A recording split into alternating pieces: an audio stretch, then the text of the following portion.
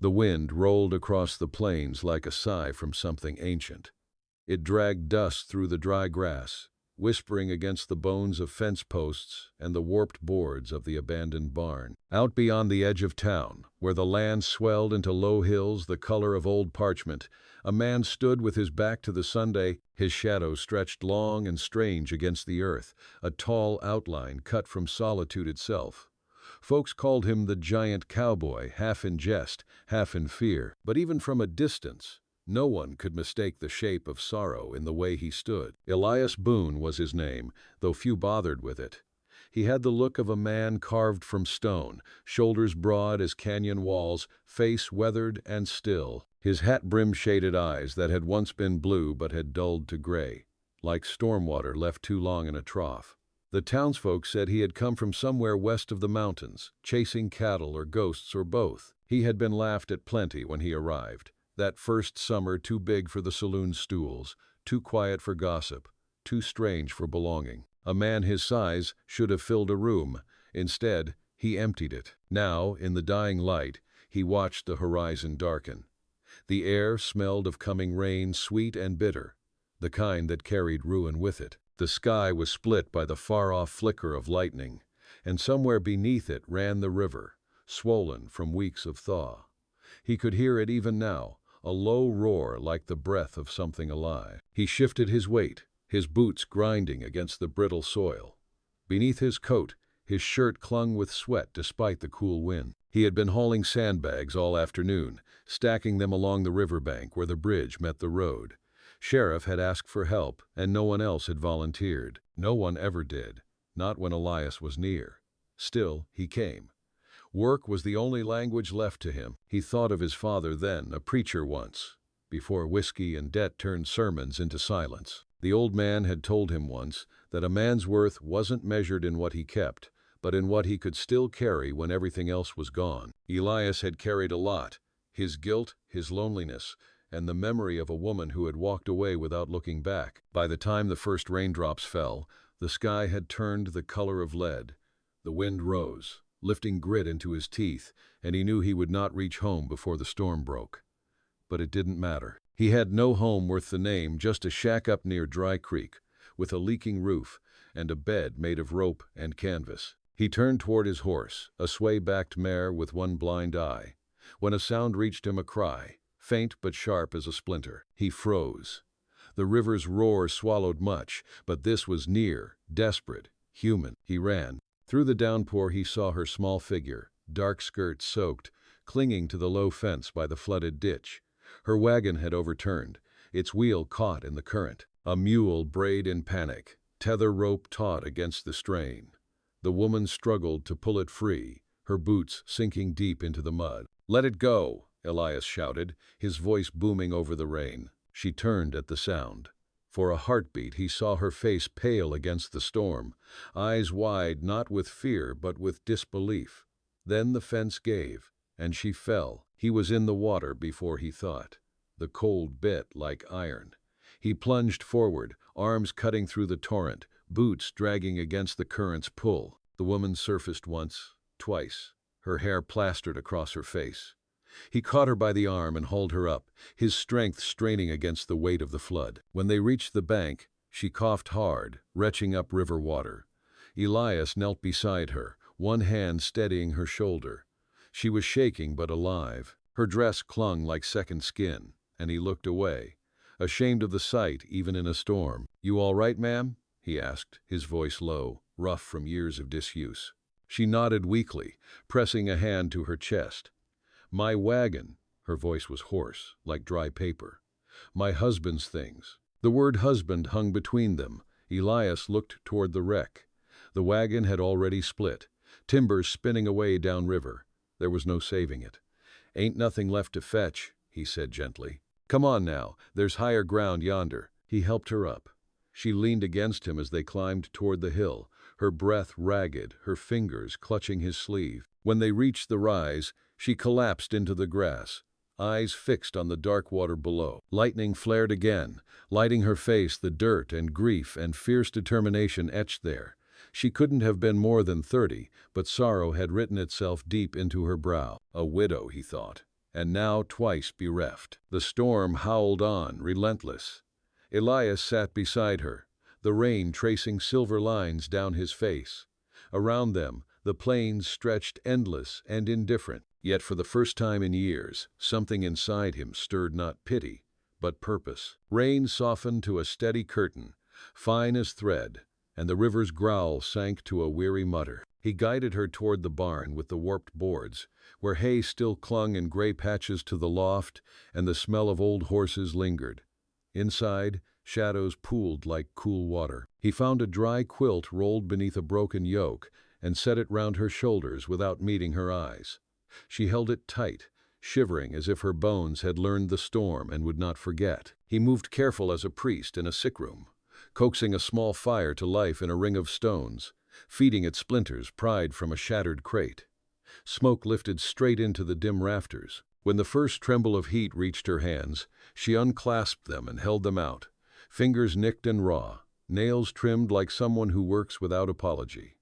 The sight tightened something in his chest. She spoke first. "Thank you," she said, voice roughened by river grit. Then she fell quiet, watching flame. He let the quiet run. Words were a kind of currency he had not used in years. When he did speak, it came slow. "There is coffee in my sack," he told her, "if you do not mind the taste of tin." She shook her head to show she did not mind. He brewed it in a dented pot, the steam a balm in the cold air, and poured it for her while keeping a respectful distance, as if grief were a live wire humming between them. He asked for her name. She said Mara, then added Whitcomb as though it still needed saying. He said his own name, and the barn seemed to lean closer at the sound, as if surprised to hear it used. They drank without sugar. Outside, the storm moved east, dragging its dark hem along the horizon. She asked about the mule, and he told her the rope had likely snapped, that mules were smarter than men and would find a way to higher ground. She nodded, face flat as stone, accepting loss the way the plain accepts wind. When her shivers eased, she rose and wrung water from her skirt. "I came for seed," she said. "My place is 4 miles south by the cottonwoods." He pictured the low roof there, earth washed clean to clay, a house too small for ambition but large enough for stubborn hope. He said he would go with her when light came. She shook her head again, then seemed to reconsider. "I will need help setting fence back in the ground," she said softly. He answered that he would bring a post maul and a shovel. No price, no bargaining, just a straight promise, laid between them like a board across a ditch. They slept little. He gave her the quilt, kept only his coat, leaning against a stall and listening to rain tick on the roof like a clock that had lost all hours. He drifted in and out and found himself in the old church of his boyhood, where lamplight burned the color of amber and his father's voice rose steady, preaching of floods and arcs and the fierce patience of God. He woke with the taste of that patience like iron in his mouth. At first light, the world held its breath. The river lay swollen and sullen, slashed with driftwood. He saddled the sway-backed mare, then lifted Mara up behind the saddle horn, his hands firm and careful at her waist. She sat straight despite weariness, chin tilted toward the pale east, as if daring the day to do its worst. They rode in silence along the long bend where cottonwoods leaned and cattle prints pocked the mud. Her place showed itself like a vow kept. Low house, yard churned to soup, a hen house knocked slantwise, a row of beans flattened, as though a giant hand had smoothed them. She slid down and set to work without complaint, gathering fallen slats, righting a rain barrel, tying what could be tied. He dug post holes where the fence had torn loose, his shovel biting clay with the steady rhythm of a prayer. When the ground tried to suck the posts from his grip, she braced them, shoulders against the rough wood, breath hissing through her teeth. Mud streaked her cheek. She did not wipe it away. By midday, the sun pushed through, hot and whitening. He peeled off his coat. She fetched a dipper of water, held it out. Her hand was steady now. "I can pay you in eggs when the hens start laying again," she said. He shook his head. "Eggs are not what I came for." She frowned a little, not from pride but caution, as if measuring what this debt might become. He understood that look. He had seen it on his mother years ago, when men knocked at their door for money his father could not provide. He told her about that father while they worked, not the worst of it, just the outline a man might offer if he was letting someone step close. A preacher with a hard hand and a voice that could sweeten a crowd. A boy who grew tall before he grew sense. Adrift from camp to camp with the cattle drives. And a stubborn wish to build something set against the fact of never belonging. He did not speak of the woman who left. He did say he favored hymns he could hum without words, and small carved things, and the feel of a well-set fence line under his palm. When he said that last, she smiled, the first true lift to her mouth all day, and he felt the smile as weather, a shift of wind you can ride. They ate cornbread she had kept wrapped in cloth inside the house, the loaf dense and honest. He mended the hinge on her door. She stood on a stool to hang the wash line higher, hands busy, eyes sometimes flicking toward him with a frankness he found both fierce and clean. Later, near sundown, a rider topped the road and paused. He recognized the sheriff's bay, and beside it, a pale gelding belonging to a merchant who liked to talk. They stared a long minute, then moved on, the road throwing up dust like a warning. He felt the old weight settle between his shoulders. People would talk. They always did. He looked at Mara. She met his gaze without flinching. "If they come," she said, "let them see us working." He nodded. Work was a language even the cruel could understand. Days turned to a quiet rhythm. The flood left its scars, but life pressed forward, one furrow, one fence post, one dawn at a time. Elias came most mornings before the sun lifted its full weight from the horizon. He would tie the mare to the cottonwood and work through until his shirt clung dark with sweat. Mara would already be awake, hair pinned, sleeves rolled to the elbow, the smell of frying cornmeal drifting through the door. She never asked him to stay, yet she never asked him to leave either. He found her strength strange and steady. She moved through loss as one might cross a frozen creek, careful, deliberate, never trusting the surface, but moving all the same. Sometimes she spoke of her late husband, but only in small pieces. How he'd carved the table they ate on, how he'd drowned before the harvest 2 summers past when the river claimed half the herd. The grief in her voice wasn't a thing of tears anymore. It had hardened into muscle. Elias listened, but did not intrude. He knew too well what silence could hold. The townsfolk noticed his visits. At the feed store, men joked that the Giant Cowboy had found a widow to match his shadow. Their laughter wasn't cruel, but it carried that edge born of boredom and suspicion. Elias let it slide. Still, he felt their eyes on his back when he came for nails or salt. He spoke little, bought what he needed, and left. Mara never mentioned what she heard when she went to town for flour or sugar, though he saw the tension in her shoulders afterward, the kind that comes from standing too straight for too long. One evening, as dusk poured like honey over the fields, he found her by the well, staring at the rope and bucket. The wind lifted her hair, and for a moment she looked like someone half belonging to the earth, half to the air.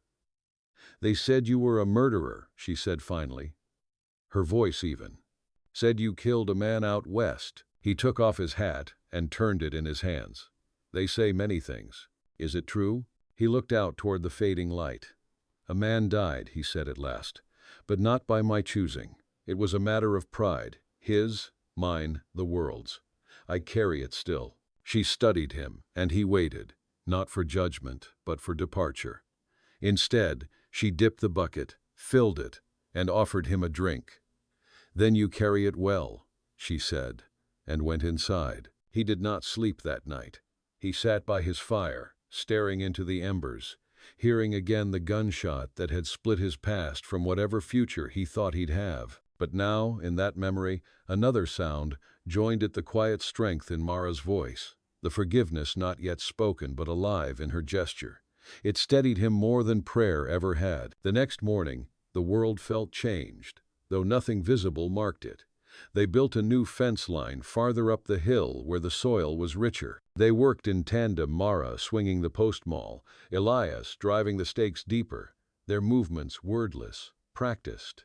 At noon, she brushed dirt from her forehead and looked at him. "You should come by Sunday," she said. "There'll be a meal. I don't hold to church much, but I keep the day quiet." He did. The house smelled of stew and warm bread. She'd laid 2 plates, no more. After they ate, she read from a small book of Psalms, her voice low, each word soft but firm. Elias listened, feeling something in him begin to uncoil something that had been tight for years, wound by regret and loneliness. Summer deepened, grass thickened along the river, and the air turned heavy with the scent of wild clover. Elias began repairing the barn's roof, while Mara tended a small patch of garden. They shared small jokes now, laughter coming easy as water. He caught himself watching the curve of her mouth when she smiled, and it frightened him, that feeling. He'd sworn long ago never to need again. Yet here, beneath this sky, the old vow lost its power. One evening, thunder rolled far off. He saw her standing by the doorway, looking toward the horizon. "You think it'll flood again?" she asked. "Hard to say," he answered. "But if it does, we'll be ready." We. The word hung between them, like a lantern just lit. That night, when the rain began, it came soft, not angry. He stayed in the barn to listen, lying on the hay with his hat over his chest. He thought of her in the small house, reading by lamplight, and felt peace, brief but pure. In the morning she called him to the porch. The sheriff's horse stood at the gate, and beside it a young deputy with papers in hand. "Elias Boone," the sheriff said.